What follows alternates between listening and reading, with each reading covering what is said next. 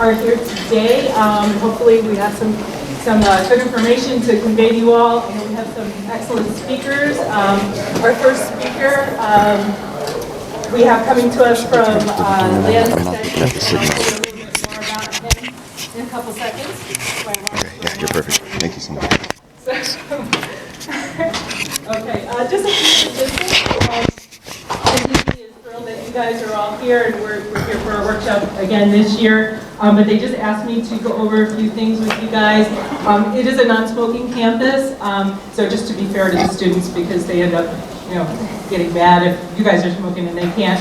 There's a gazebo as you go out the door here to your left, so that if you want to smoke, just go up that way. We are going to be recording the presentations. We did that last year, and then we're able to post those on our website after the fact. So if anybody missed anything, you're having trouble sleeping at night, you can go ahead and play those. So let's see. There is free Wi-Fi, so if you want to hook up, we try to be in the vein of staying green. We didn't do any handouts or printouts, and also to keep the cost down for you guys.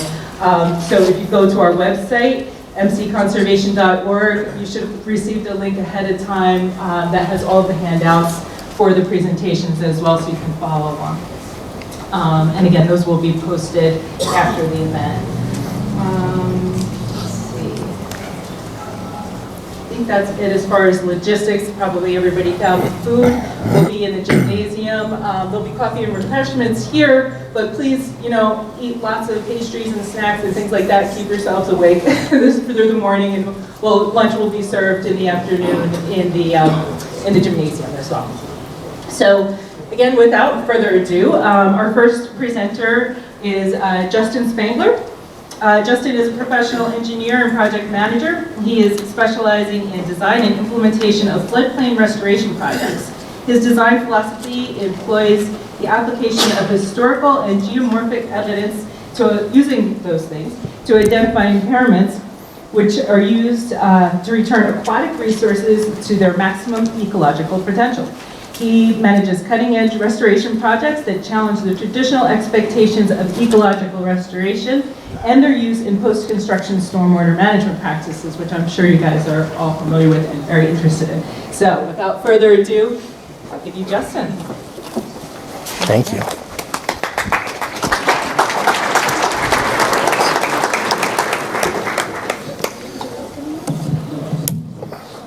We're going to take this out of the holder here.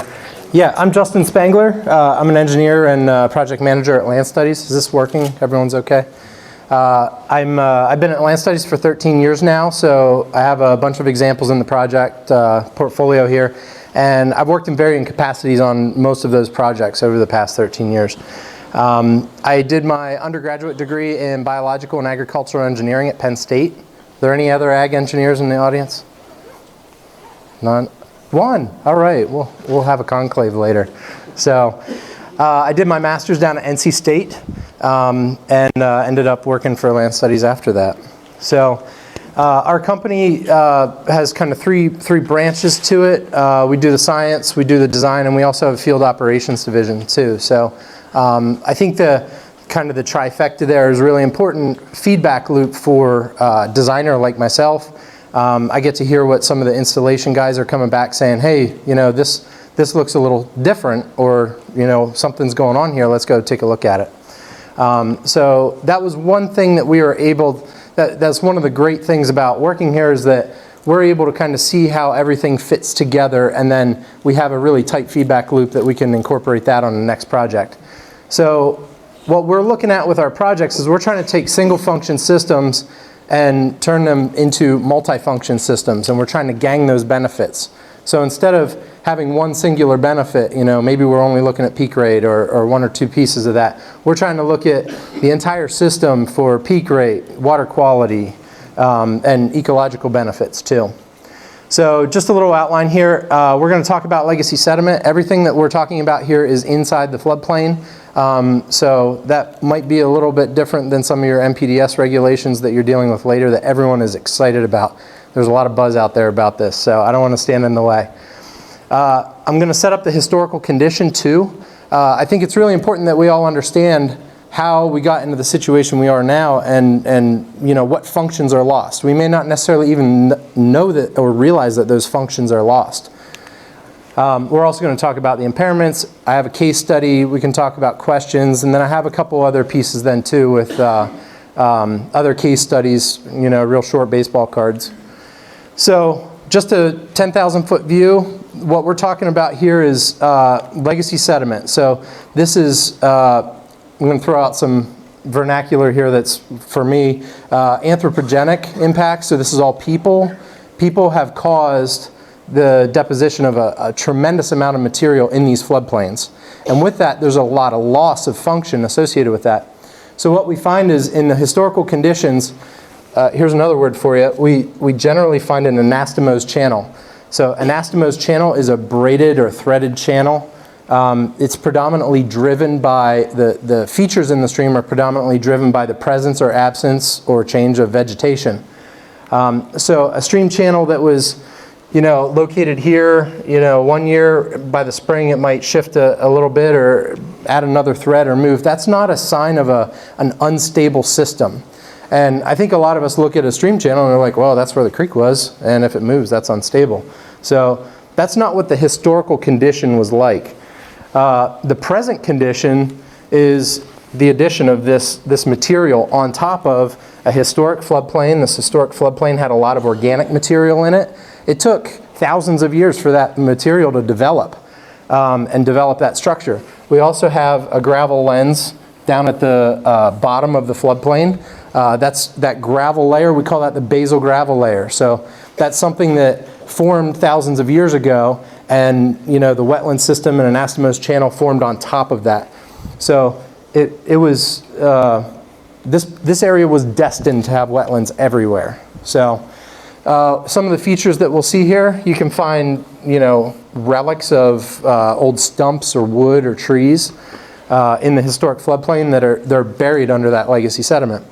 Oftentimes you had people that would ditch. This example was ditched along the right hill slope there. You know, people would till it, so it was used for agricultural purposes pretty regularly. Sometimes you see these streams are ditched right down the property line, and then they go 90 degrees and then go down the next property line. So that's a pretty good indicator that that's not where the stream was probably supposed to be. So what is the legacy sediment doing? This is actually a graphic from a precursor to a heart attack. It's plaque buildup in your arteries. It's very similar to what's going on with the floodplain.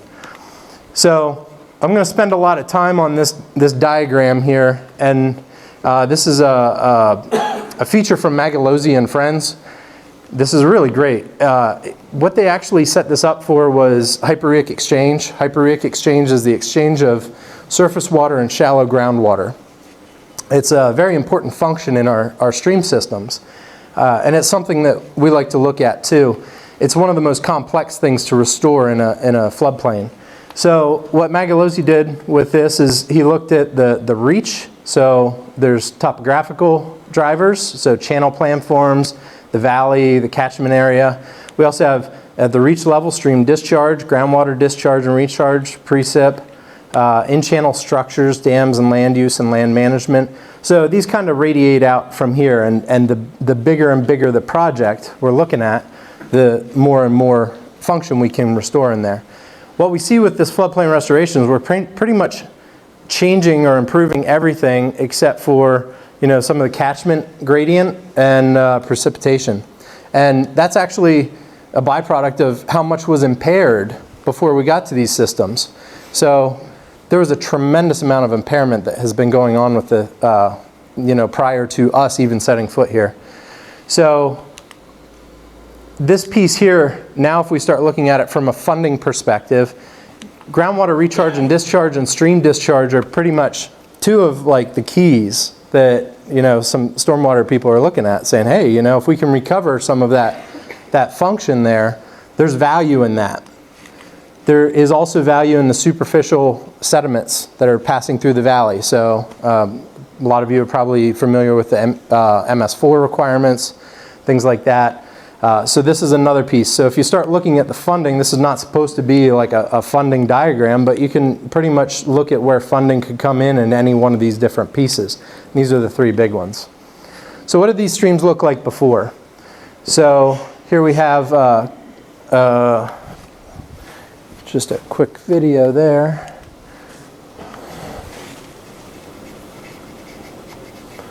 So we're fortunate we had a caveman on top of a woolly mammoth taking this video to show us what these look like.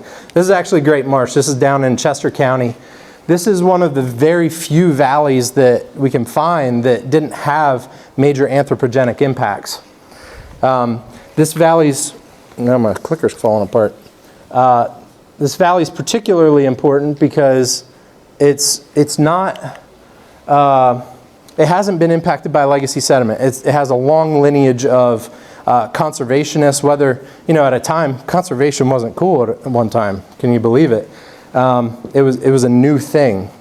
And so it happened to be in a lineage of people that were very affluent and actually made a conscious decision to stay out of that valley. So here's Dr. Dorothy Meritz and Robert Walter from Franklin Marshall College. We worked on a bunch of projects with them, particularly Big Spring Run. I don't know if anyone's heard of that project down in Willow Street. That's one of a long-term floodplain restoration monitoring, intensive monitoring project. And what you can see here is this is what the banks look like. And these banks are not atypical of what we find in Lancaster and pretty much anywhere in Pennsylvania, especially the southeast. So if I'm going to point some stuff out here, this is the basal gravel layer. This is part of that layer that I pointed out earlier. Beautiful thing. It's mostly quartz. So the parent material in that watershed 10,000 years ago, quartz weathered out and weathered out of that watershed and slid into these valley bottoms. I'll get more into that later. And then you can see there's remnant of organic material, especially if you get down over into this one, in that channel. So what they ended up doing is they ended up publishing this data and their findings and their research in Science Magazine. That was 11 years ago now. If you watch Science Magazine, they're actually going to do a 10-year reboot. It's actually kind of an 11-year reboot now, where they're kind of looking back at the science now and how it influenced industry and how its perception has changed. So keep your eye on the Science Magazine, because there's going to be some neat articles coming out on this stuff. So here's a conceptual rendering that we came up with here, and you can see the anastomose channels, and we got this wetland woodland matrix. It's a mosaic, really. So in developing these valleys, we're right here in Pennsylvania. The Laurentide ice sheet did not make it all the way down into Pennsylvania, so the glacial margin here. So the area we're working in Lancaster is periglacial activity. So what that means is it was mostly frozen tundra. So I think the animal density is a little high here, but you got woolly rhinoceroses and giant sloths and things like that. So one of the functions here is this material here, the frozen tundra, weathered out that quartz material, and the quartzes were suspended in that root zone there, and it was on a pitch. So when you have that material on a pitch, there's a function called a gelifluction that slides over many, many years, slides down into the valley bottoms. So it actually recruited a whole bunch of material down into that valley bottom, so you have that lens of gravel. Now in the glacial regions, you'll have a lot of glacial activity going on, so it's changing, how that gravel lens is going to show. But ultimately, it doesn't matter, because the stage has been set for the streams and the wetlands and the floodplains, whether it's glacial, whether it's periglacial, the stage has been set. Then right around late 1400s, Chris and his 6 million friends came over and ended up building a tremendous amount of dams. And associated with that, there's a lot of land clearing and there's a lot of use of milling and water power. I love this book. This is Leffel's Construction of Mill Dams. This is from the 1800s. And they have a bunch of figures on, here's different ways to do all this damming. So pile and boulder dams. They have crib dam. You can see they did a tremendous amount to key in there. Here's a log dam for the soft or sandy bottom streams. This is one of my favorite pictures because you can see how they just clear cut all that there. Just stack them in the valley bottom. So I think it's pretty telling. Here's brush stone and gravel dam. I'm surprised I even came up with a name for that one. But yeah, there's a tremendous amount of activity that it took to, they were industrious buggers. They totally cleared and slid all that down, and they used the valleys as a tool for transport and water power to create timber. So you can see skidding logs out. The ending result, you know, this was very common in Pennsylvania. So, and you know, that's what all our work here is trying to prevent. And it was actually commonplace back then, to the point where I like to think of the sediment regime as we look at a dirty stream now and oh man, it looks like chocolate milk. This is probably closer to chocolate milk shake, just sliding down through those valley bottoms. So the other thing on top of it, they had crews of ditch diggers. So if you had a shovel or even a stick, you could dig a ditch that was pretty straight. And they were for hire. So they also did a lot with dams. This is a tremendously huge dam. And the magnitude of coverage of these dams too is actually something that we tend to underestimate. I think of it as like termites, you know, you see one, there's actually 50 of them you don't see. This is this is off of known mill locations. So I'm going to emphasize this is known mill locations. For every known mill, there's a tremendous amount that are unknown. You can see that the population, the mill density down here in the southeastern corner of the state is much higher, and then it starts to feather out, you know, through here. The other thing too is that the mill dams that were associated with the known locations are generally documented in census maps, and those census maps were derived for commerce and taxation. So if you had a mill dam and it you know was associated with a, you know, say a mill pond that was just on a small property and it didn't have much commerce associated with it, they're probably not going to document that. So there, especially in the headwater systems, they did all kinds of stuff where they would you know, queue up logs in the stream and wait for spring rains and try and flush everything down. So there's a lot of stuff that happened in the headwaters that's not documented in this image here. So when we come back to this, what we're finding is we have our historical condition that developed in the Pleistocene, and then you have the anthropogenic impact that landed on top of that. So what I find a lot of people, when you get to the creek, they just kind of take a look and like, oh yeah, it looks like a creek, you know. But if you get down in the creek, you can actually find evidence of some of this stuff. If it has head cut far enough down in there, the shear stresses have changed. Shear is much higher. So this is a very low shear system. We're restoring the shear energy to a lower system. So it can't transport some of these gravels. You might have like a 10 millimeter particle, 12 millimeter particle is something that it would be a transport particle in this reach or smaller. But in this reach, you might be moving something that's the size of, I don't know, softball or basketball, depending on how high those sediments are. So the shear, the slope changes, you know, it's totally changed the characteristics of that. So it could potentially flush this material downstream and erode down in the bedrock. So here's some images of some of our trenches that we did on one of our sites. This is magnetic susceptibility here on the left. This is actually figuring out how much of a magnetic, when you impart a magnetic current into a soil, how much of a magnetic reading comes back. So what we're finding here in the post-settlement alluvium on top of the legacy, or on top of the historic, is that you're finding this higher magnetic reading, and then it drops to basically zero. And what's interesting about legacy sediment is because it's associated with anthropogenic impacts, it's also associated with the technology at the time. So this is one of the indicators that we use for trying to figure out where is that design elevation.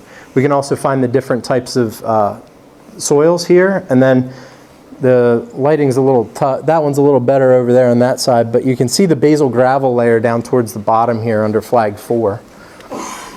So this is some research that was coming out of NC State from Dr. Carl Wegman. This is actually in Raleigh, Reedy Creek, and he went through and evaluated this bank, and what he found was the historic floodplain is right about here, and then you had this pre-dam slough of material that just sloughed down into the valley bottom, and then they had the dam that was constructed, and it resulted in the last 6 to 8 feet of sediment deposition on top of that. So one thing that he did that was pretty interesting, he actually did a profile of radiocarbon dates up through here, and he found that this bottom 2 feet took over 4,000 years to develop. So on an even time scale, most of your time is tied up here at the bottom. And then with the inception of colonial development and all that stuff, that valley bottom just filled up. Tremendous amount of sediment right on top of that. And that's not atypical of what we find, throughout the East Coast. So this is Big Spring Run. This is one of the projects that we worked on with Franklin and Marshall. It's heavily monitored project. It's in Willow Street. And here you can see kind of the before and after, or pre-settlement, before and after, however you want to look at it. But there's those basal gravels down there. That's one of our targets that we can feel. We're actually trying to target the historic floodplain there, because there's a lot of great stuff that comes with that historic floodplain. If you have a higher carbon content in that soil, and it's associated with wetland redox reactions, it actually boosts denitrification. So that's one of the things that we're really looking for, is if we have a native carbon source that's already in that soil, if we can target that your denitrification rates are going to skyrocket. So here's just kind of this is from Franklin and Marshall, just a layout of their monitoring and experimental setup. They have ISCOs and gauge stations and turbidity sensors and all kinds of stuff there. So here's pre-conditions. You can see the incised stream channel. I think it was like 4 to 5 foot stream banks there.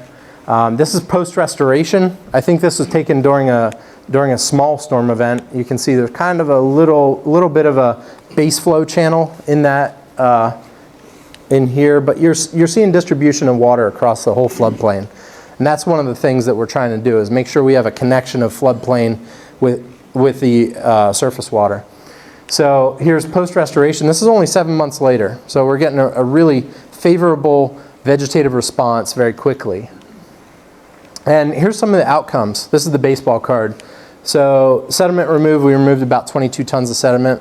22,000 tons of sediment. What they found was the source was very much from the stream banks. 85 to 100% of the sediment suspended in the stream during high flows was actually coming from these stream banks.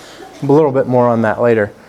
Total load reduction about 600 tons per year, removing 50,000 pounds of phosphorus, nitrogen 63,000 pounds, nitrate reduction of 32%. It goes on and on. One of the things I want to point out here is we're talking about thousands of pounds, and we're talking about tons per year.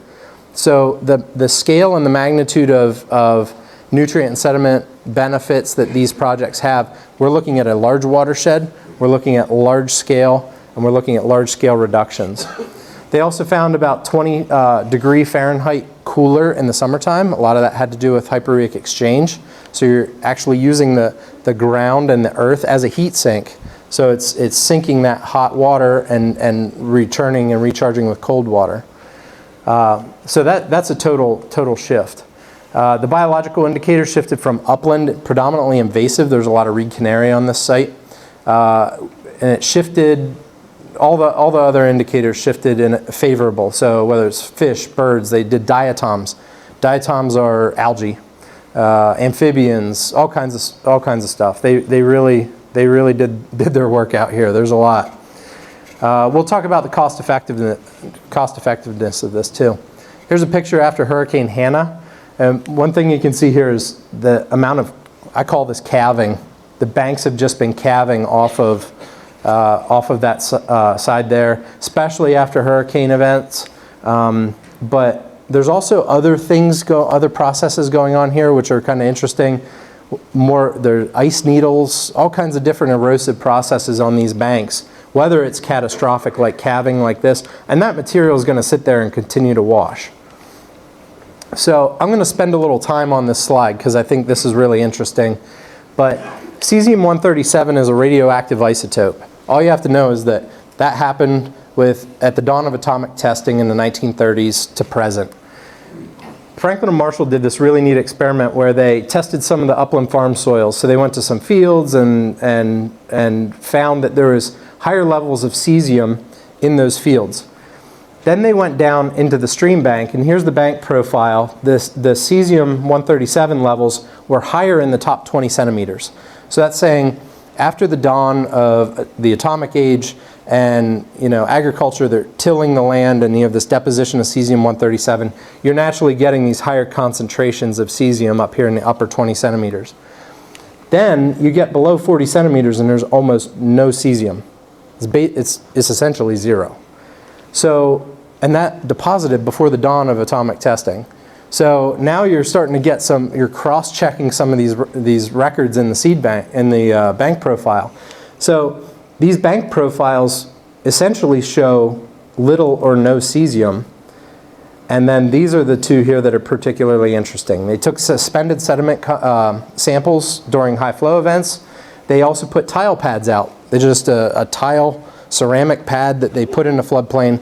After the flood went through and then floodwaters receded, there's sediment on top of it, so they swept all that up, tested it for cesium, and they found essentially no cesium in there. So what that's showing is that the majority of the sediment concentration in the water was actually coming from bank sources rather than upland agricultural sources. So I think this is something that's really worth understanding, is that the level of bank erosion in a watershed has a tremendous impact on how much sediment is in that watershed. Here's some research by Patrick Fleming at Franklin and Marshall. I'm just going to point to it if anyone wants to do more reading, but it's published in the Journal of Soil and Water Conservation. He did a cost benefit and found that legacy sediment came out at far lower cost per pound reduction for sediment and phosphorus. It was running great there. For nitrogen, it's pretty much even with most of the other grass riparian buffers, source riparian buffers, and cover crops. So this is an interesting read if you're looking into the cost effectiveness of this. And then here's a theoretical. I think he ran the cast model to try and figure out how much it would take to move the Chesapeake Bay numbers lower by 5%. And what they found that it was most cost effective with legacy sediment restoration there. So here's our first case study. What we're looking to do is, this is a project that's associated with a developer in Lancaster. We did about a mile of stream restoration and floodplain restoration on the site. You can see here on the right, it's about a 98 acre site, about a 100 acre site. We had about 4,000 linear feet of stream, 4,700 linear feet of stream, and the net gain was 8.4 acres of wetlands. So we're looking at shifting hard into large connected wetland areas. One of the first things I do when I go onto a site is before I even go on site, I like to pull up some of the historical maps. So this is Joshua Scott, 1824. And right there's our project site. You can see the little the Conestoga right here, a little Conestoga, and we got mill dam, mill dam, mill dam, mill dam, mill dam, mill dam. There, and you can even see the races. So, which is really interesting because sometimes if you take a look at this map and you go out in the field, you're like, holy smokes! They took the whole thing from the center of the valley and they shifted it over into an old mill race. So this is our project site. This map does not show a mill dam on site. So here's the drainage area. It doesn't show any mill dams in the area. I did some research through some of the texts, and I actually found a description of this watershed here. And it's in the Biographical Annals of Lancaster County. It's a really great publication. It's huge. But it was written to document what was going on in Lancaster at the time and previously. But there's a description in there. John Whitmer continued beyond Lancaster and settled a tract of vacant land on the branch of Little Conestoga Creek, blah, blah, blah. It describes exactly where it is, containing 200 acres. And here's the key. With the exception of a strip of meadow along said stream, the tract was thickly covered with timber. So what that's telling me is that prior to him settling that tract of land, the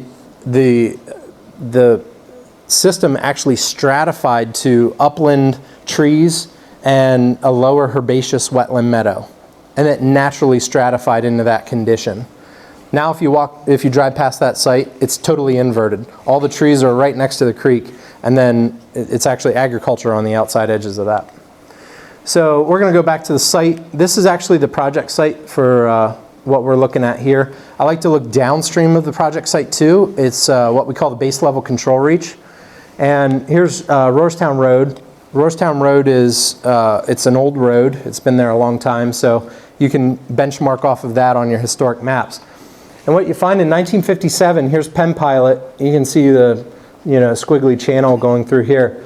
And yeah, it's not stable, but it's showing us a condition that was there previously at 1957. By the time you get to 1971, it's straight as an arrow, and you had some development that was going on here. And that was also a sign of the times too. So what did that do? Well, if you go out into the site and you start doing a site assessment, I'm pointing to bedrock. So if you go back to that original schematic earlier in the presentation, the bedrock is actually generally shallower on the sides of the valley. So if you start seeing bedrock on your sites, that may be an indication that your stream has actually been pushed up onto the valley wall. And that's exactly what happened here. So apparently the best place to put a creek, cash registers is right on top of a creek. So this is the base level control. One thing that's nice about having this bedrock is the bedrock was very stable bedrock. So I wasn't concerned that a head cut will move through that area and actually drop our whole reach. So moving up into the project reach, we have 4-foot banks over here. And this all sequences out of this bank right here. You can see the fine laminar sediments here. And then if you look real closely, there's a little bit of sediment on top of this, but it's a shelf. And you can actually reach in and pull chunks of that shelf out. And this is what it looks like. There's organic material, there's root matter, there's seeds. Paleobotanists go crazy over this stuff because you can actually find old seeds that are 250 or 500 years old preserved in this layer. As long as it stays wet, you're going to preserve that organic material. So what the Franklin and Marshall and some people at Johns Hopkins have done with this is they've gone through with a microscope and combed through that material, and we're able to identify the seeds that are the macrofossils in there and identify which plants they corresponded to.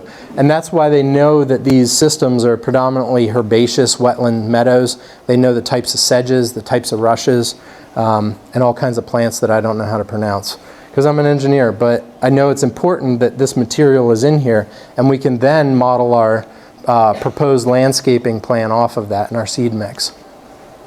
So here's the basal gravel layer. You can see some are impacted a little bit more hydraulically by the clays. Some are more open, some are very open. There's a great publication called the Hyporheic Handbook. If anyone's interested in some additional reading, there's just absolutely fantastic processes that are going on here where the basal gravels open up under a hydraulic load. Really cool stuff. Here's some wood that we found there on site. And here's the banks. This tree is either an alien or the banks moved, because the whole tree is totally suspended in midair and the roots are just diving back into those banks. And here's some more typical banks that we have here. This is one I kind of want to focus on because you can watch these trees. Over here we have some bank pins. We monitored some erosion. They were installed December 15th of 2015. 4 months later we had 3 inches of bank erosion. 17 months later, we had 5.5 months. And this is telling us a whole bunch. Right here, we're seeing a vast majority of it happen at the beginning of the year. And it happened during freeze-thaw processes. There's really interesting stuff. If you get up before dawn on a really, really cold day and you go out and you walk these streams, what you'll find is that some of the water that's in these pore spaces here will actually freeze and push itself out of the bank. And sometimes it holds a little piece of sediment right there. And then the sun comes up and then it melts and it drops it. So you'll see a windrow of sediment in the springtime that gets, developed there at the bottom. So, and that erosion happens it's not associated with a flood event, it's associated with freeze-thaw. And you see a lot of that happening in the spring. So then when the storm event comes, it actually takes all that loose material and it just flushes it downstream. It doesn't really matter how big the event is. It doesn't have to be a big event. So what we're finding from this 40-foot reach of bank, 1.1 tons of sediment are eroded from that bank every year. So it's a tremendous amount of material. So here's one of our designs. I just put this up here to show that we put it in CAD. We do run hydraulic models for this because this is associated with Chapter 105, permitting and all that. And we have to be cognizant of the, flood level rises, things like that. And actually, what we found in this area right here is it actually dropped the local flood stage by 2 feet. So there is a local flood reduction that's associated with that. You can see this is an apologetically sinuous channel. That was done to get a base flow channel through there. It's really low. We're talking 4-inch banks, 6-inch banks, and it's going to flood regularly. I think it flooded something like 18 times in year after construction.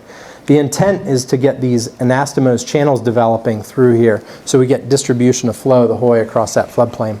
Here's a wetland pocket that we ended up tying into. These are subsurface grade control logs. They're more intended for the first 2-3 years so that you don't get a big head cut moving through. If it does, it stops at that log and then the veg can wrap everything up. This is fantastic wetland habitat here. If you're looking to see wildlife, this is where you're going to find it. So in cross section, what we're doing is we did a trench just like you saw earlier and found the bedrock and surveyed that. We found the gravel, surveyed that, and then we found the historic floodplain elevation and ended up cutting to that. So we're reconnecting that stream channel with a floodplain. One thing that does, people who are interested in the application of stormwater, we use the modified attenuated kinematic method for this. X and M coefficients. It's actually a dam breach analysis that has been modified for river routing. And you can see it shifts the coefficients. These are cross sections, flow area and flow rate. It shifts it in a better direction. And you can see those coefficients just push that. So here's some of the design information.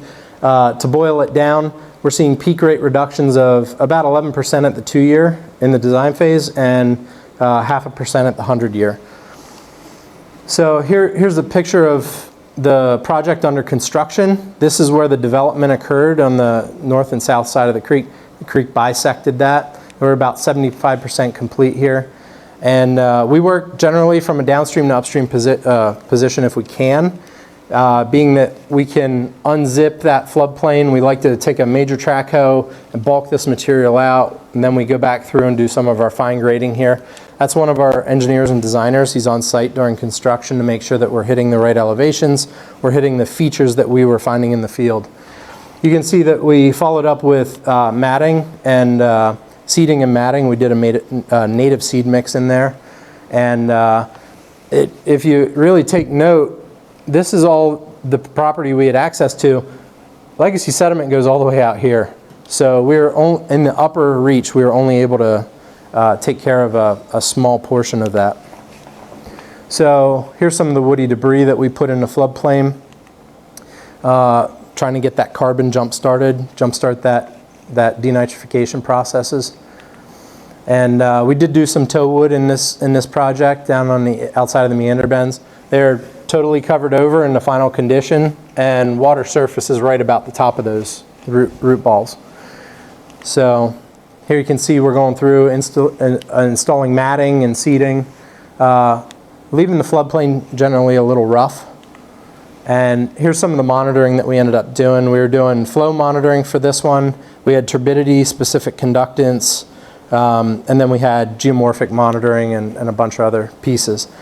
So here's one of the features that I was talking about earlier where you get the return on your investment. So the red here is the inflow hydrograph. We had a number of sensors monitoring inflows coming into this project site. It's a flashy watershed. It's 2.25 square miles.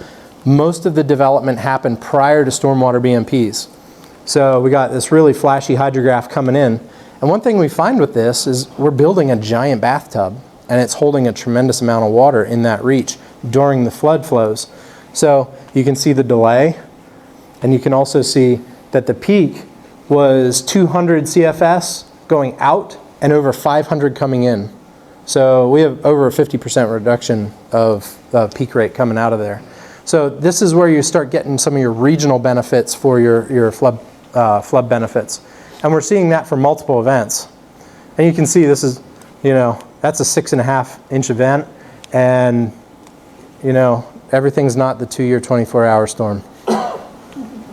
So I'm just going to dip into the economic ecology a little bit. This is how you can start to interface some of the different benefits as far as whether it's developers or people who have interest in funding different pieces of the benefits that come out of this. So when you boil it down, we're getting 11.5 acre restoration, 8.4 acres of created wetlands. Here's the annual pollutant reduction: 800,000 pounds per year for sediment, 6,000 pounds per year for nitrogen, 250 pounds per year phosphorus.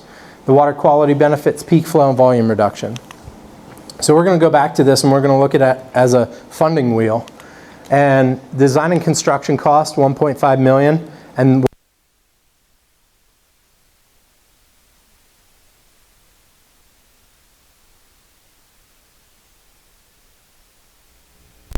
that is realized additional buildable area. So area that would have otherwise been used, you walk up to a site and you automatically cut your 30% out and say, that's going to be BMP.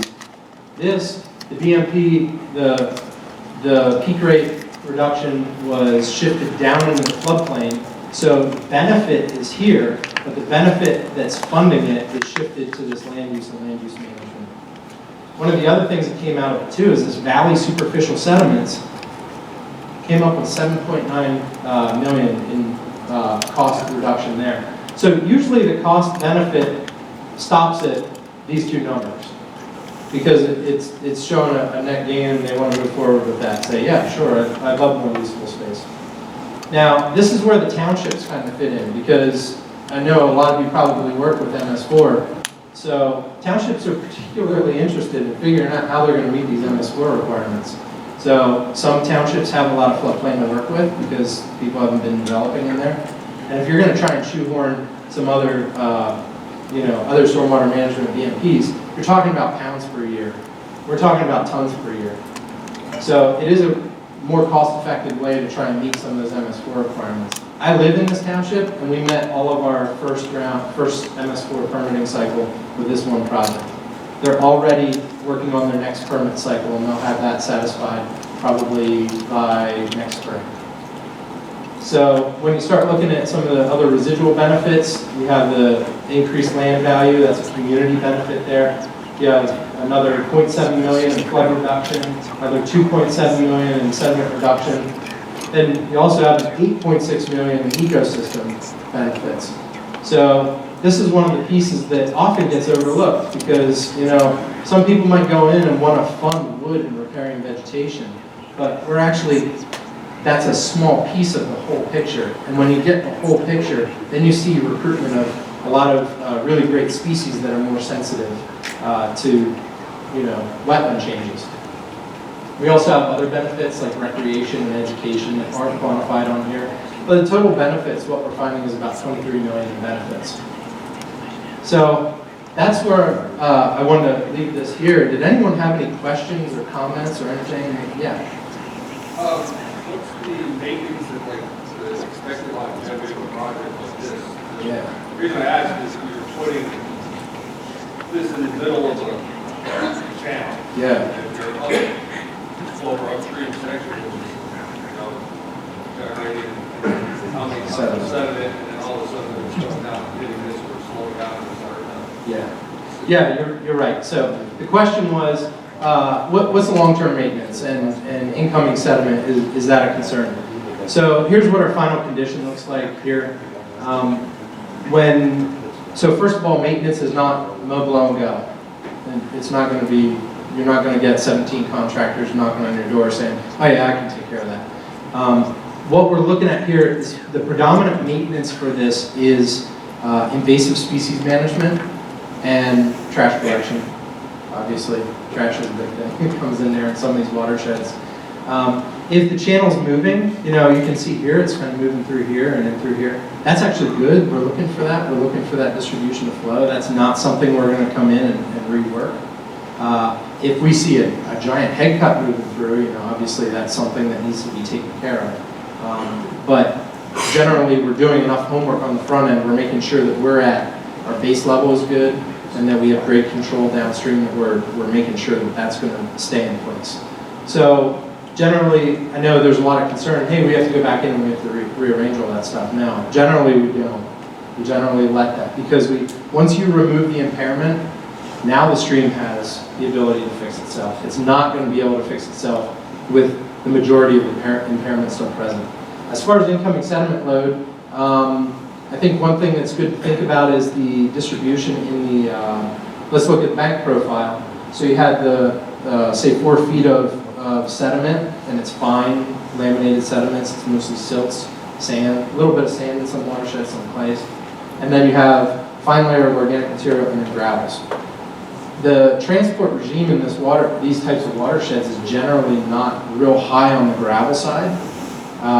In some of these. Some situations you do have to be concerned about, and that's something that you have to look at on the front end. So whether there's a depositional area at the front end, at the upstream end, where you work that into the maintenance. But what we're finding in some of these watersheds, if you see that there's not a lot of big sediment transport from gravels, then it's fines moving through, and deposition of fine material, that's great because it's not moving downstream. And it could take, I think some people work calculations up on this project or others, and worked out for like 5,000 years before it fully goes in. So yeah, we're looking at watershed perspective and watershed benefits. So that fine sediment dropping out, that's great. I'd rather have it be here, nestled in this, constructive wetland area, and the organics that recruit with that. That's a really great piece, is if you get recruitment of organics and carbon in that. The other thing too is that this wetland is working, anytime the sun's shining and you got reduction reactions going on, you can see benefits of reducing that nitrogen and denitrification rates. So, good question. Yeah, go ahead. On what project, I thought you mentioned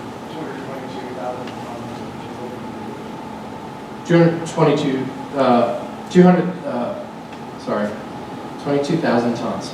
Yeah, the scope that we're talking about with these projects is usually, I've done projects with 10,000 tons to, or 10,000 cubic yards to 80 or 100,000 cubic yards. Yeah, what do you do with that material?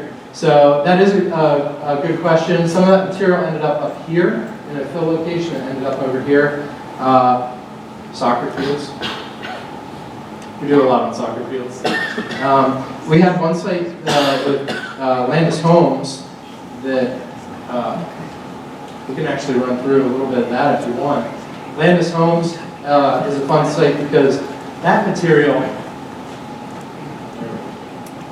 at Landis Homes ended up on farm fields. So Landis Homes, this is a retirement community. The floodplain, restored floodplain, was in this area here. Before and after, it looks an awful lot like Big Spring Run. Just going to start seeing a lot of consistency. And these are some of the, costs: $750,000 for design permitting and construction. And their additional buildable area was actually with recovered in cottage units units. So they think in terms of livable units. One of the things that was really interesting about this project is that there was a very strong response from the community where it became an interactive space where the residents are like saying, wow, they go to wood shop and they build birdhouses and native pollinator boxes. They go out and they index the plants that they find, good and bad. So they're sending us emails with all the bad plants that they might find that maintenance man missed. So it's really interesting, that it's now become a very intentional space, and the residents are communing with that. So they ended up putting that material up in the fields. Staying on my head here, in the fields up here. We put a lot on some fields, and there's some apprehension. Like a farmer knows what kind of yield to expect out of their fields, and how they, fertilizer rates and things like that. And so they're generally very apprehensive about saying, hey, we're going to take 80,000 cubic yards of dirt, and we're going to put it on this field, and we're going to expect you to pay the same lease rate. So they're kind of like, oh, wait a second. So what we're finding is there's good background nitrogen levels in there from an ag perspective, phosphorus levels in there. So, these are sediments that eroded from upland areas down into those valley bottoms that once you distribute it out there and you get that soil structure redefined, you can get some pretty good yields off of it. Now, every site's different, so you have to do your homework on the front end. But, yeah, moving that material, I would rather move material close and move a lot of it than truck a bunch of rock in. So, any other questions or comments? Everyone's excited about the new MPDS. That's what's on everyone's mind. I can see it. So, well, thank you very much. If that's all you have, I'll turn it over.